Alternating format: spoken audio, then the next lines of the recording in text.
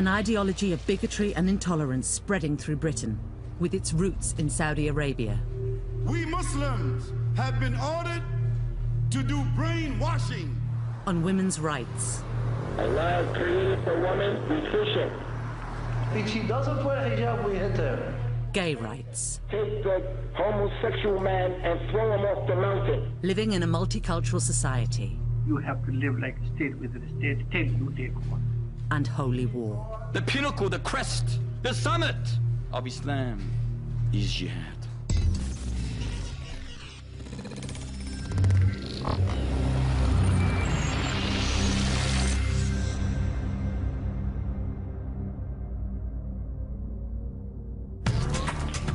A dispatcher's investigation has uncovered a fundamentalist message spreading from the Saudi Arabian religious establishment through mosques run by major UK organisations, which claim to be dedicated to moderation and to dialogue with other faiths.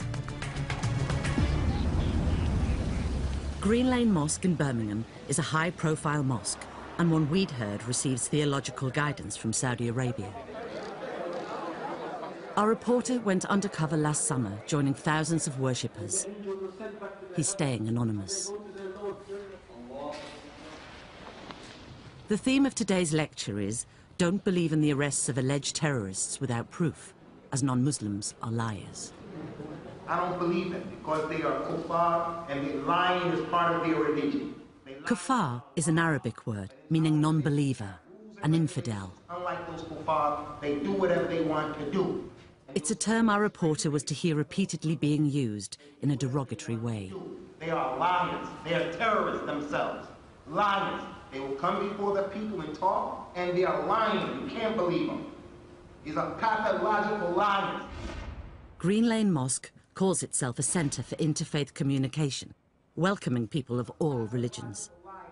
But our reporter filmed there over 4 months and found this speaker, Abu Usama, was their main English-language preacher. He says Christians and Jews are enemies to Muslims.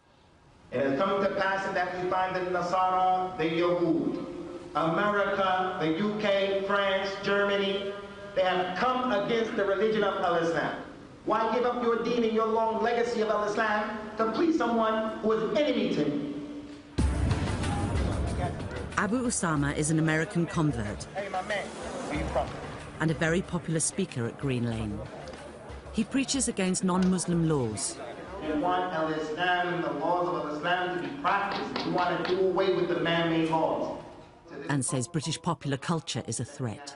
The popular culture. If you are a person who gives yourself to that, your mind is going to be controlled by the so-called powers to be, who make these man-made laws. Green Lane's official website says the mosque is designed to counter the negative publicity and stereotyping of Islam. But after a few weeks, our reporter was told by fellow worshippers how to access another, much more difficult to find internet chat room. It's run by Green Lane Mosque and broadcasts Abu Usama's speeches live to a small band of listeners. He says Muslims should obey British laws and contracts if they don't contradict Islam, but he condemns non-believers. No one loves the kuffar. No one loves the kuffar. Not a single person here from the Muslims loves the kuffar. Whether those kuffar are from the UK or from the US. We love the people of Islam and we hate the people of Kufr. We hate the kuffar. Filmed undercover, he says he doesn't agree with the violent actions of Muslim terrorists, but he prefers them to non-Muslims.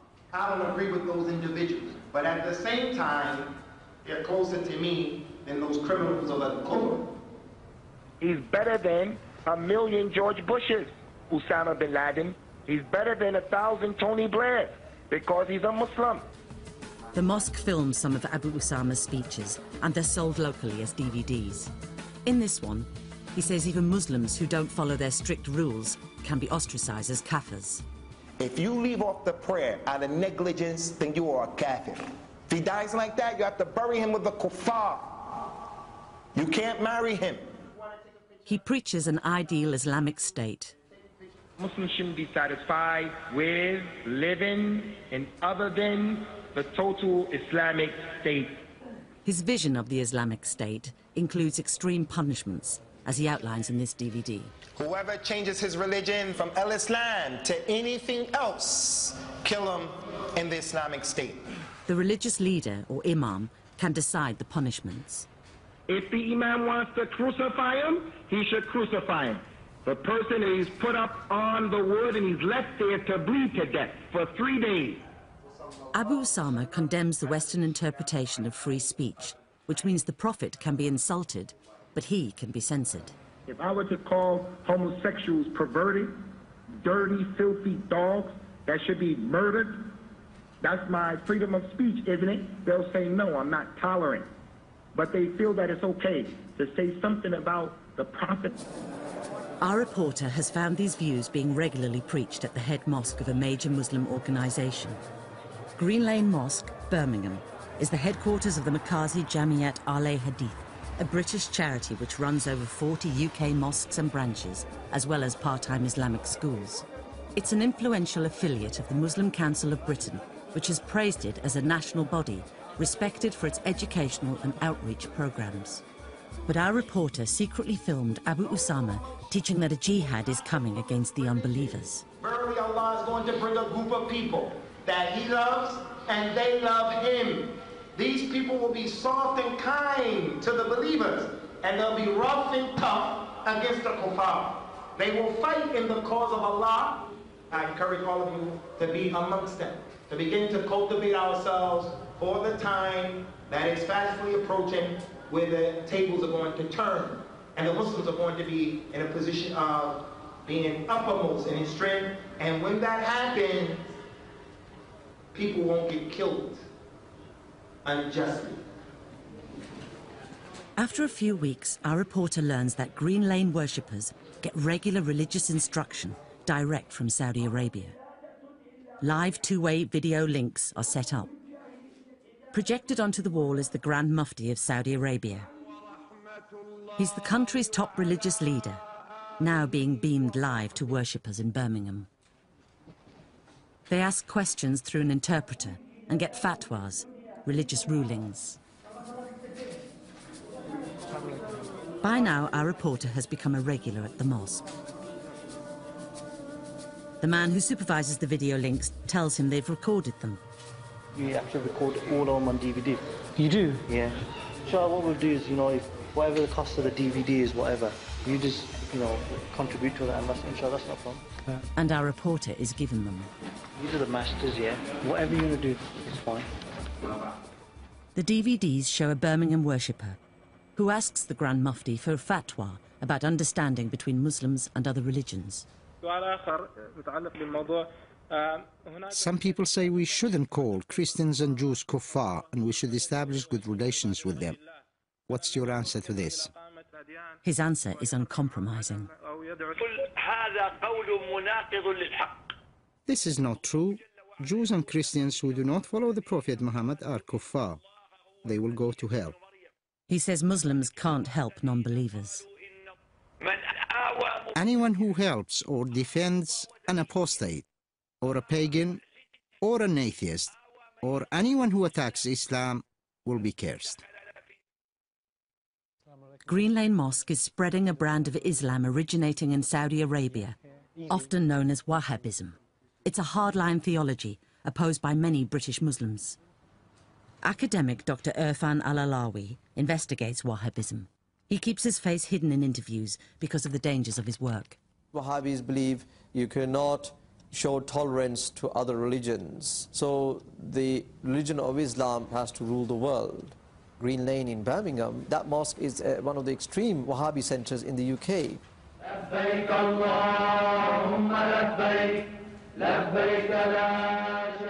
Wahhabism is opposed to the traditional tolerant beliefs of classical Islam, according to leading Muslim academic Abdul Hakim Murad.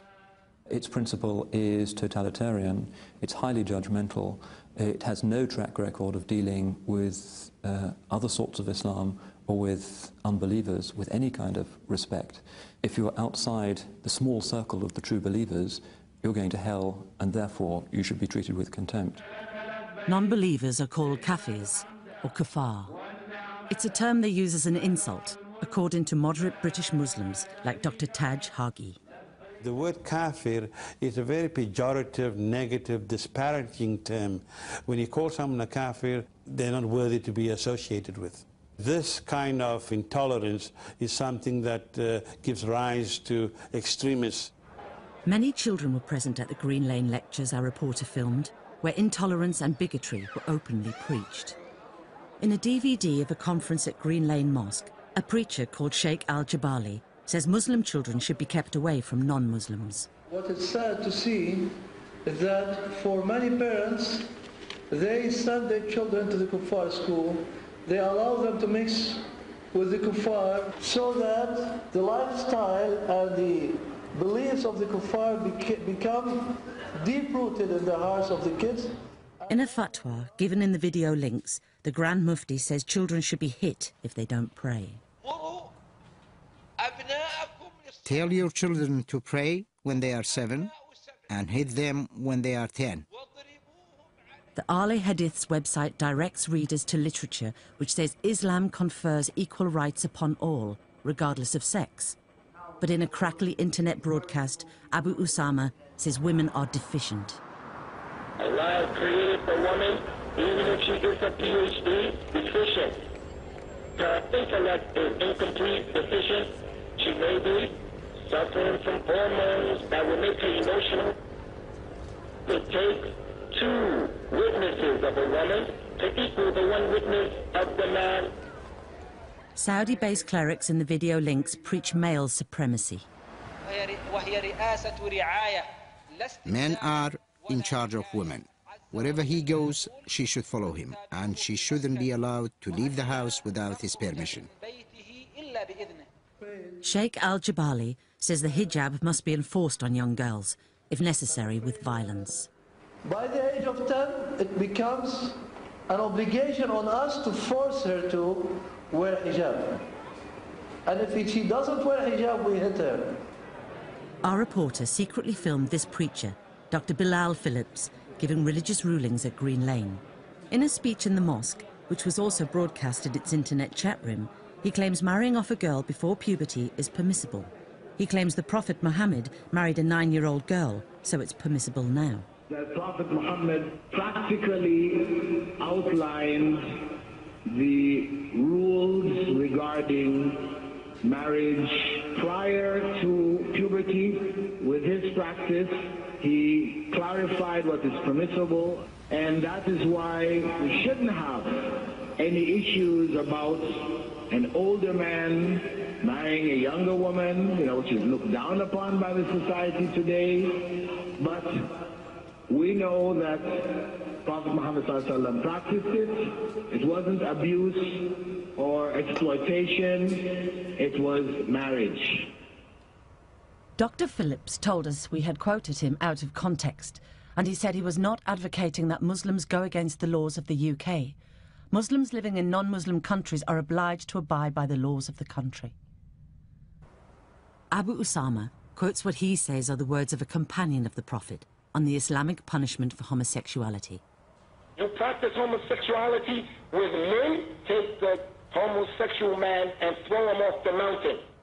And in a DVD, he attacks the idea of gay rights. They have given them unprecedented rights so that your child can be exposed and introduced to lesbians. Now, they say, if you discriminate against them, you're going to jail. He says Muslims should discriminate. Wallahi, we'll discriminate, but we'll discriminate in a way where we don't get in trouble. The Muslim is a dentist. One of those people come and want to take a big needle and stick it in his gun. Then he says it's a joke, as it might get the mosque into trouble.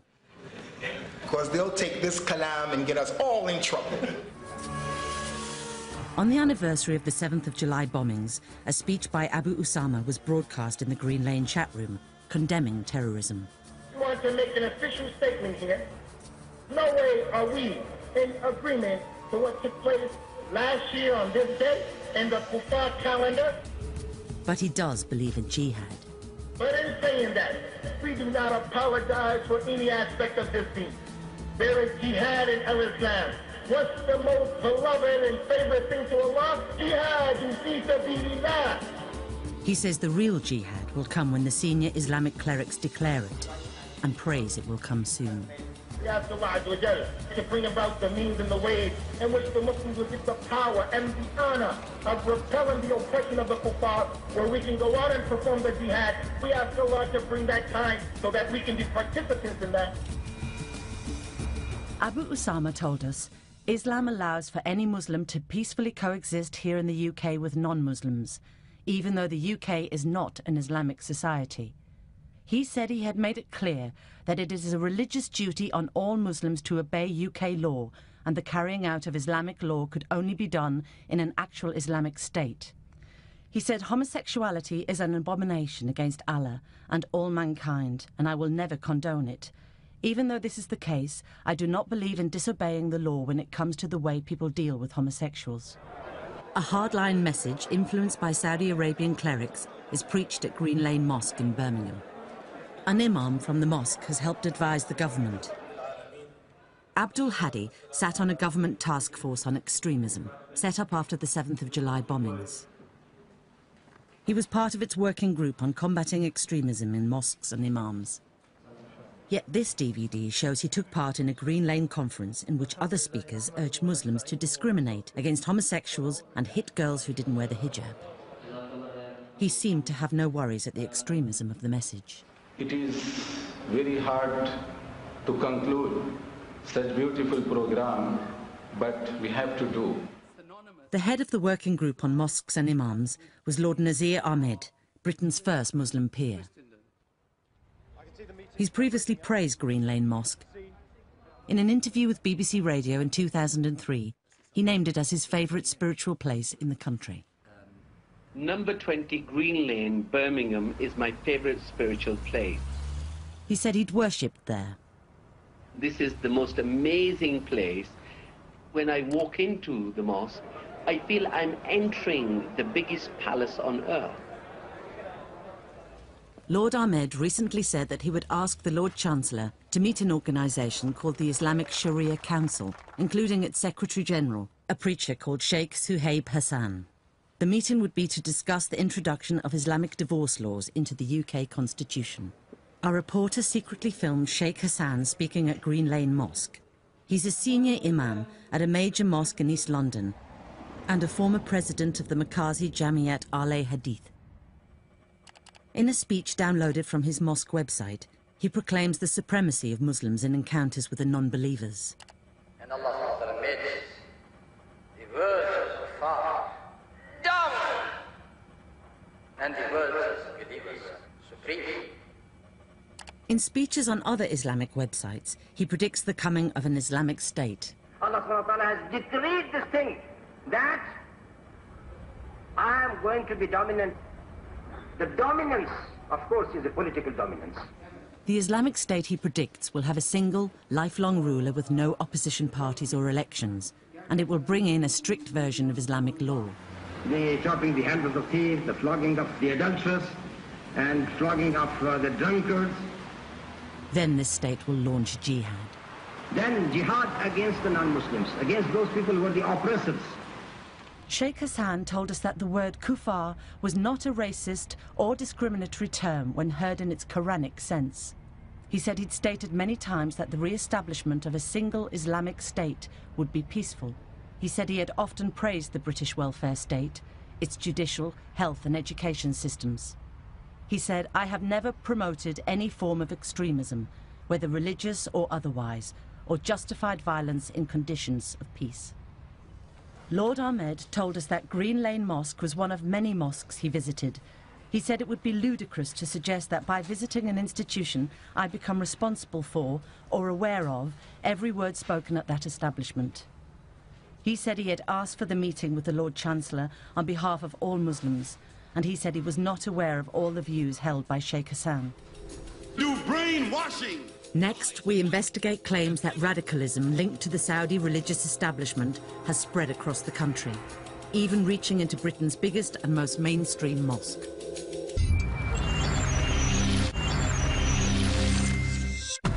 A Dispatch's reporter investigated one of Britain's biggest and most mainstream mosques, Green Lane Mosque in Birmingham, uncovering a fundamentalist ideology emanating from the Saudi religious establishment. He found it promoting male supremacy. Allah created the woman efficient. And if she doesn't wear hijab, we hit her. Condemning non-Muslims. We hate the kuffar. We do not give obedience to the kuffar. And predicting a future jihad. The tables are going to turn, and the Muslims are going to be in a position of being uppermost in strength. Now he was to discover how preachers trained in Saudi Arabia are spreading the same message around the country. Last summer, a 2-week Islamic studies course was arranged at the mosque, and our reporter was accepted onto it. It was to be taught by clerics flown specially from the University of Medina in Saudi Arabia. But then it was cancelled at short notice. Our reporter went to their office to find out more. The preacher Abu Usama tells him what the aim of the course was. Well, from what I know is people were going to come to teach the course from Saudi Arabia. Part of the program was the students who did good, like the first 3 or top 5 students, were getting a scholarship to go. That was part of the conditions that they had agreed with the professors who were coming, because the professors are from the university. Of Medina. Yes. The most devout worshippers at Green Lane are being offered scholarships to Saudi religious universities. It's for people like you. The aim is to train new preachers, according to Dr. Irfan Al-Alawi, who keeps his face hidden in interviews. Medina University is a very hardcore Wahhabi institution. Over the years, they have been giving bursaries to students from the United Kingdom and throughout the world to recruit students to be brainwashed. Then they're trained to go abroad and teach their poison and inject it to others. Medina graduates are now spreading the word in mosques up and down the UK. Like Dr. Bilal Phillips, who says marrying girls before they reach puberty is permissible. Sheikh Suhaib Hassan, who preaches a future Muslim supremacy, and Abu Usama himself. This is one of the most important items, I think, on the Saudi radical agenda, to push out more hospitable types of religious leadership and replace them with firebrands trained and programmed in the major Saudi universities. Our reporter finds that Saudi-trained preachers are being promoted in DVDs and CDs throughout the UK. He found typical examples being sold in the car park at Green Lane Mosque. Children are buying them, and the stalls are manned by local kids. How's it looking, brother? He buys a DVD of Sheikh Faiz, another Medina-trained preacher, in which he preaches jihad. The peak, the pinnacle, the crest, the highest point, the pivot, the summit of Islam is jihad. He criticizes Muslim parents who don't want their children to learn this. Today, many parents, they prevent their children from attending lessons. Why? They fear that they might create or place in their hearts the love, just a bit of the love of sacrificing their lives for Allah Ta'ala. We want to have children and offer them as soldiers defending Islam. Teach them this, that there is nothing more beloved to me than wanting to die as a mujahid, put in their soft, tender heart the zeal of jihad and the love of martyrdom. The Makazi Jamiat Ahle Hadith, which runs Green Lane Mosque in Birmingham, told us it is committed to promoting interfaith dialogue and political harmony in our society. Scholars from many different backgrounds spoke at its mosque, and we had quoted them out of context. It had not known what each speaker would say beforehand, and did not necessarily agree with everything that may have been said. It said the word kuffar was a neutral term, and said, "We reject the assertion that we are influenced by and teach an extreme version of Islam. We accept the rule of law, and we treat our non-Muslim neighbours with respect." The most notorious convert to preach in Britain was Sheikh Al-Faisal, who studied Islam at Riyadh University. He circulated his own tapes, urging followers to kill and to plant bombs, and was jailed for inciting racial hatred. You have to bomb the Indian businesses. And as for the Jews, you kill them physically. In an interview with the BBC, Al-Faisal claimed that he learnt his anti-Semitic views from his university training in Saudi Arabia. I learned in university that the Holocaust was orchestrated in order that the Jews will establish a homeland in Arab territories. The war to convert is waged on the internet. This website says it's run by an Islamic charity which is based in Saudi Arabia. It directs readers to a fatwa website, which it says is supervised by a Saudi scholar. Readers can email in questions and get religious rulings. The rulings say Muslims in the West must have an attitude of enmity and hatred of the Kafirs. All of the kuffar are the enemies of the Muslims. Jihad, pursuing the Kafirs in their lands and fighting them if they do not submit to the rule of Islam, is a communal obligation on Muslims.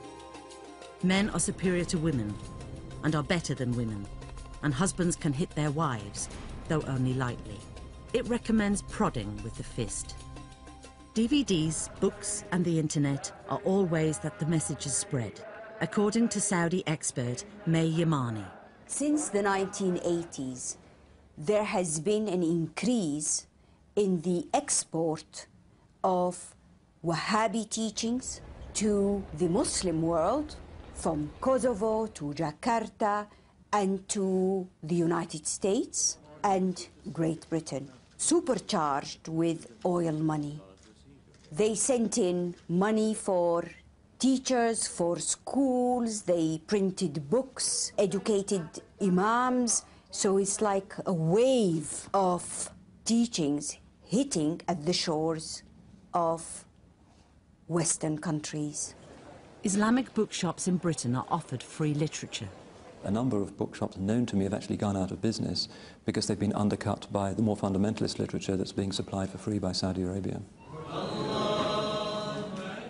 Dr. Taj Huggy set up the Muslim Educational Centre of Oxford to promote an Islam of tolerance and peaceful coexistence. He's opposed to Saudi influence over British Muslim life.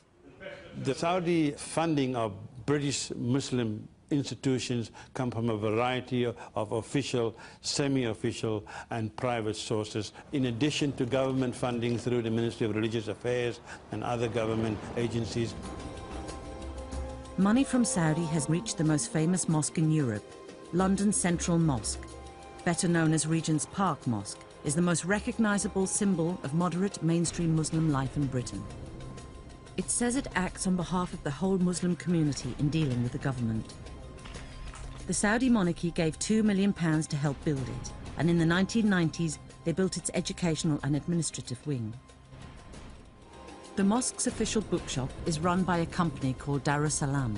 It's a British company, but it's linked to Darussalam Publications, a global publishing house, whose head office is in Saudi Arabia.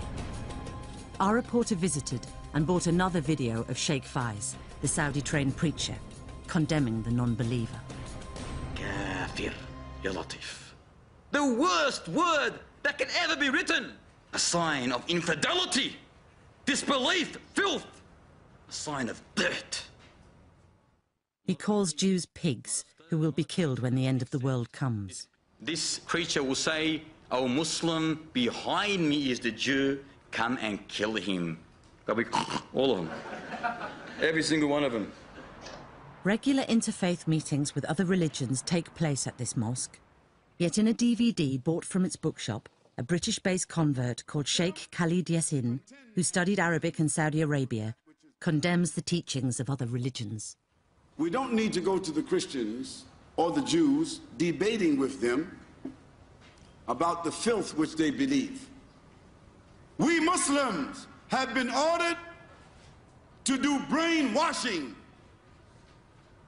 because the kuffar, they are doing brain defiling. You are watching the Kafir TVs and your wife is watching it right now and your children are watching it right now, and they are being polluted and they are being penetrated and they are being infected so that your children and you go out as Muslims and come back to the house as Kafirs. In this DVD from the mosque bookshop, he preaches against the equality of women. This whole delusion of the equality of women is a bunch of foolishness. There's no such thing. In this DVD, he claims that AIDS is a Western and Christian plot. No, missionaries from the World Health Organization and Christian groups went into Africa and inoculated people for diphtheria, malaria, yellow fever, and they put in the medicine the AIDS virus, which is a conspiracy. The mosque bookshop sells speeches by the Green Lane Mosque preacher, Abu Usama. In this one, he says Muslims and non-Muslims cannot coexist. Fire of the Muslim and the non-Muslim, they cannot coexist. One of them is going to impact the other. Non-Muslims are the authority and they have the power. Their lifestyle is going to impact upon the Muslims because the good and the bad, they do not coexist. And they sell audio CDs of Murtaza Khan, a preacher who speaks in many UK mosques. He's also an Islamic studies teacher at Al-Noor Muslim Primary School in Essex. In this CD from the mosque, he claims the Quran condemns Jews and Christians. Those whom the wrath of Allah is upon is the Jews, is the Christians. And he criticises Muslims who follow their ways. We have become Jews in our clothing, Jews in our eating, Jews in everything that we do, and the other half is Christians in everything that they do. Muslims are following one of these accursed nations. And people are still not waking up to understand the fact that these people are enemies towards us. He says Muslims should become doctors, so women don't have to go to non-Muslim doctors. First, we should have a sense of shame. For how long have we seen that our mothers, our sisters and our daughters have to go and uncover themselves in front of these filthy non-Muslim doctors? Murtaza Khan told us, "My discourses have never been delivered with the intent to malign any individual group or race. They are delivered to inspire Muslims to better themselves and then to play a positive role for their own and wider community in Britain." Al-Noor Muslim Primary School told us, "We can confirm that Mr M. Khan is employed as a teacher at Al-Noor Primary School and can also categorically state that the alleged remarks do not reflect the views of this educational establishment. No extreme or discriminatory views are expressed or taught at our school by any of our teachers." Darussalam International Publications Limited, which runs the mosque bookshop, told us it sells a wide range of material and did not necessarily agree with it. It said it was totally unfair to blame them for the views expressed in the lectures. The current Director General of Regent's Park Mosque, Dr. Al-Dubayan, is from Saudi Arabia. A recent employment tribunal concerning a sex discrimination complaint at the mosque revealed that they had no jurisdiction over Dr. Al-Dubayan because he's actually a serving Saudi diplomat. Dr. Al-Dubayan told us his diplomatic status had been extended to him as a courtesy by the Saudi Arabian government following his appointment, as with his predecessors of different nationalities. He said the mosque bookshop was run independently and he was seriously concerned to hear that inappropriate materials may be on offer. The materials had been removed immediately until it was ascertained whether they were damaging to the principles of tolerance, multiculturalism and equal rights.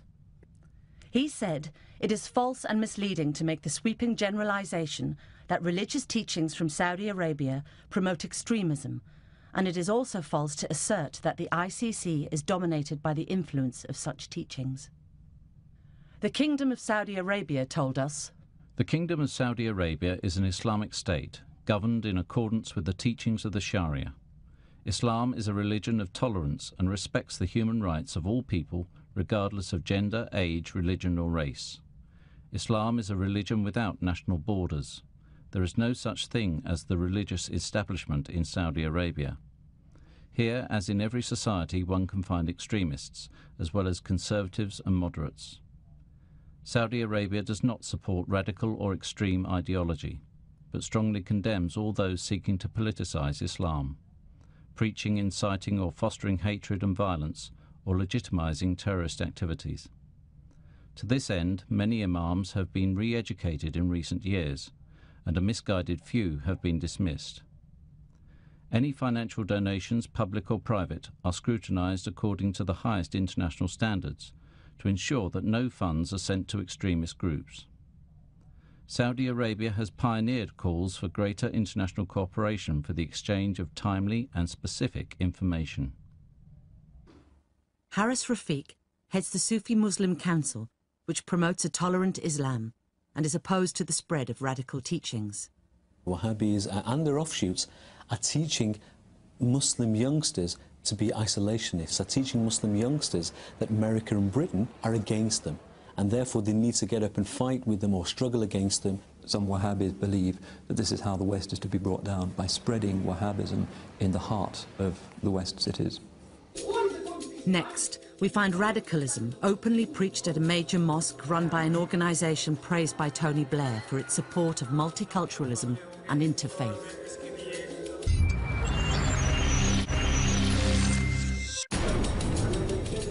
A Dispatches reporter has uncovered a message of bigotry and intolerance spreading through Britain from the Saudi religious establishment. We want to have children and offer them as soldiers, put in their soft, tender heart the zeal of jihad. Now he was to find more radical speakers, preaching in a mosque run by a major organisation, praised by Tony Blair for its interfaith work. While filming Undercover, our reporter met this preacher, Dr. Ijaz Mian.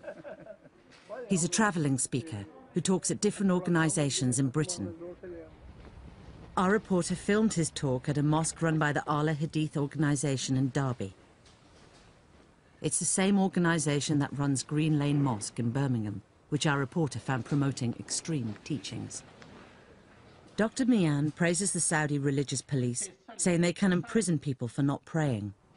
They send the police and they say, well, if you don't come for prayer, close your shop, we will arrest you. But if you don't, then we have to bring the punishment on you. You will be killed and nobody will pray on you. Dr. Mian is yet another UK preacher who has taught in Saudi Arabia. He spent 6 years studying Islam in Ibn Saud University in Riyadh. He wants to see religious police operating on the streets.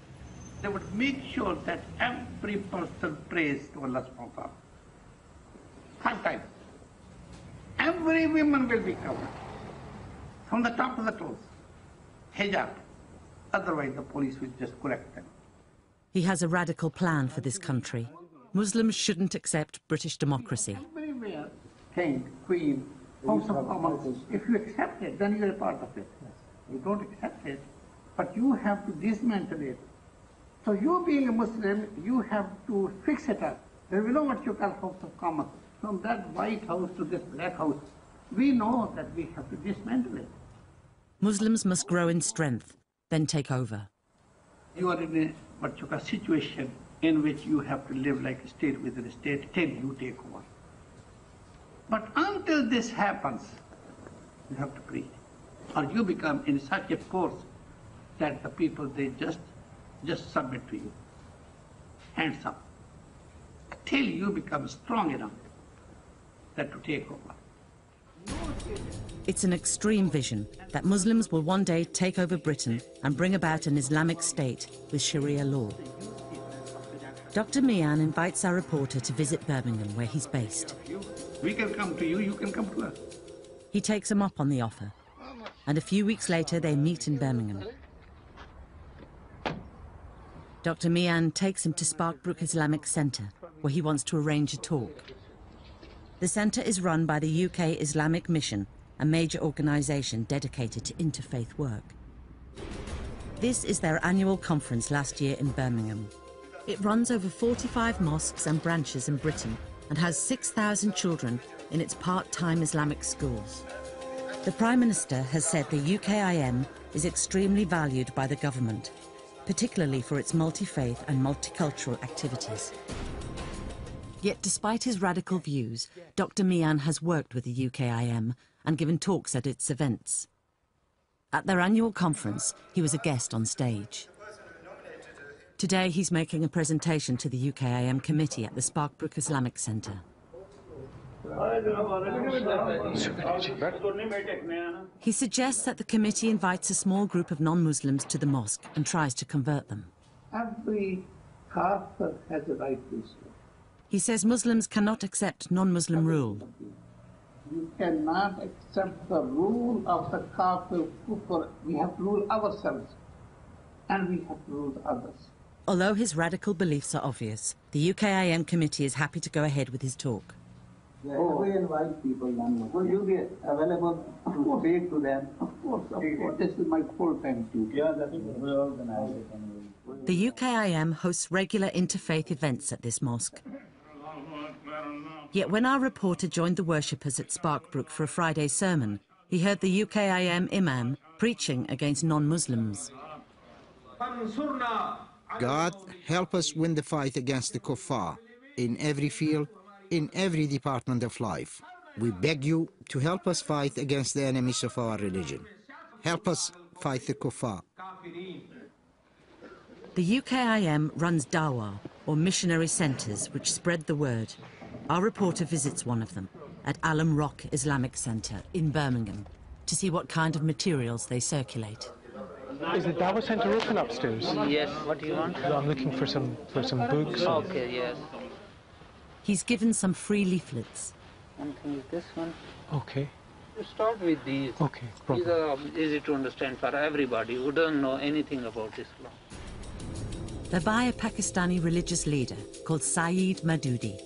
He was the founder of a fundamentalist political party in Pakistan called Jamaat-e-Islami. The UKIM literature outlines his radical message. Islam is a revolutionary ideology which seeks to alter the social order of the entire world. Muslims form an international revolutionary party. The pamphlets contain some of the ideas that Dr. Mian preaches, that Muslims must work towards doing away with all non-Islamic governments and set up an Islamic state. The party Maududi founded, the Jamaat-e-Islami, has links with the Saudi religious establishment. Although it stands in Pakistani elections, its aims to set up an Islamic state run by Sharia law. The man who runs the missionary centre in Birmingham says the UKIM is an independent organisation with its own objectives. But he says they follow the same ideology as the Jamaat-e-Islami. Ideologically, we are affiliated with Jamaat-e-Islami. It's the same ideology? Yeah, you can say that. It's the same ideology. He claims the UKIM shares the same ideology with other fundamentalist organisations, like Hamas in Palestine and the Muslim Brotherhood in Egypt. Some are in Pakistan, some are in Egypt, or some are in wherever they are. Their ideology is same.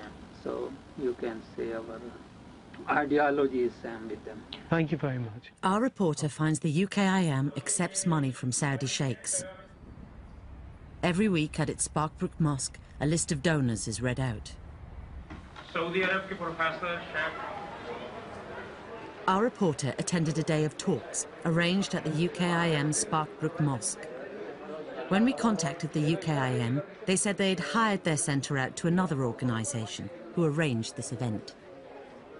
In public, the UKIM has told Muslims they can participate in British democracy, and it invited politicians to its annual conference last summer in Birmingham.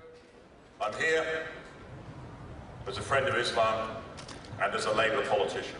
But in the day of talks in their mosque, invited preachers condemned democracy. Today we find ourselves bearing the brunt of a pervasive attack against Islam, trying to win the hearts and the minds of the Muslimin over to become advocates and supporters of a democratic system. Then never will the Jews and the Christians be happy with you until you follow their way, and you follow their system, and you follow their way of life. Call the people to avoid and renounce the millah of the Jews and the Christians, which is a millah of freedom, which is a millah of equality, which is a millah of democracy. The next speaker is introduced as the Deputy Headmaster of Darul Uloom Islamic High School, a single-faith secondary school in Birmingham. The government has urged single-faith schools to promote tolerance, inclusion and understanding between different sections of society. They talk about integration. There's an overt as well as a covert plan, a program. They talk about you need to integrate. If you don't, then you're a freak. You're strange. There's something wrong with you. Like if you have something against homosexuality, they've got a name to call you now. You're a homophobic, man. There's something wrong with you. Not with this gay. Sorry, homosexual. Which part of this society are we supposed to take and adopt as our life? Which one? His criticism of Western society even extended to democracy itself. And we've got all these people and all these organisations talking about it. Let's be democratic. And I disagree with him for using the word democracy. He should call it according to the Islamic understanding of the word, which is kufrocracy. Kufrocracy. That's the plan. This is a hidden, cancerous aim of these people. Darul Uloom School told us that the deputy headmaster no longer worked at the school and said his views did not represent the school's. The former deputy head told us he had resigned and said he did not believe that Muslims should isolate themselves from the non-Muslim community. The UKIM works with the police and invited officers to its annual conference. I take huge comfort from the really positive messages from the Muslim community. But in the event, which they allowed at their Sparkbrook Mosque, another invited speaker said Muslims can't join the police. Is it correct? Is it viable to join the police? How can you be implementing the laws of kufr? It means a rejection of the concept of democracy, rejecting all of the entirety of the system. He mentions a Muslim who joined the British Army and was killed fighting the Taliban last summer. There was an individual who was killed in Afghanistan recently. Well, it was a Muslim name. He came from a Pakistani family. And do you know what they've written in the tabloid newspaper? Hero of Islam.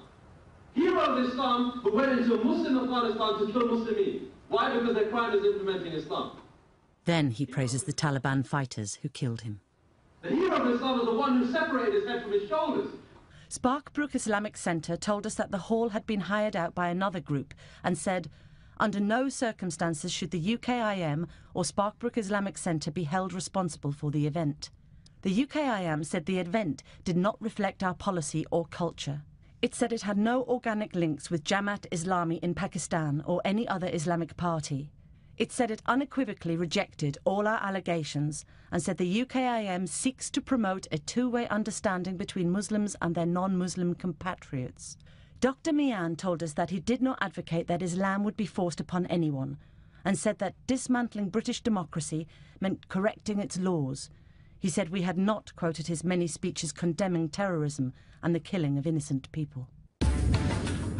Our investigation has uncovered bigotry and intolerance, spreading from the Saudi religious establishment through major mainstream British organisations. The radicalising power of this ideology is extremely dangerous. We're actually losing our children to extremists. I regard what the Saudis are doing in the ghettos of British Islam as potentially lethal for the future of the community. If any authority finds out, anyone finds out, then what are you going to do? Yeah, okay, I understand. So basically it's because she's 14 and because he's 20 for the law of the land. Yeah, but he's okay. She isn't. The plan is that after the nikah, obviously, they're married. Yes. So the plan is that she'll live with him. Yes. So is everything okay for her to go live with him?